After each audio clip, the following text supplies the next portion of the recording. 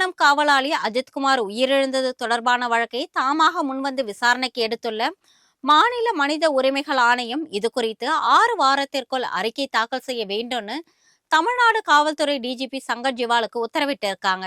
சிவகங்கை மாவட்டம் மடப்புரம் பக்தகாளியம்மன் கோவில் காவலாளி அஜித்குமார் மீதான புகாரின் அடிப்படையில அவரை போலீசார் விசாரணைக்கு அழைத்து சென்றனர். இந்த விசாரணையின் பொழுது தனிப்படை காவலர்களால் கடுமையாக தாக்கப்பட்டு அஜித்குமார் உயிரிழந்தார்.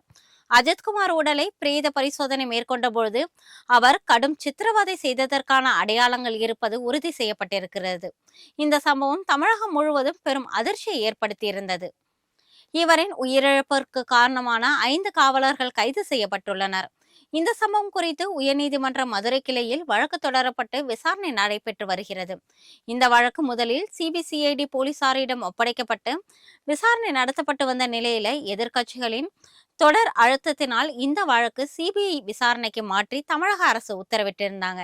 இந்த நிலையில விசாரணைக்கு அழைத்து செல்லப்பட்ட அஜித்குமார் உயிரிழந்தது தொடர்பான நாளிதழில் வெளியான செய்தியின் அடிப்படையில மாநில மனித உரிமைகள் ஆணையம் தாமாக முன்வந்து இந்த வழக்கை விசாரணைக்கு எடுத்திருக்கிறாங்க.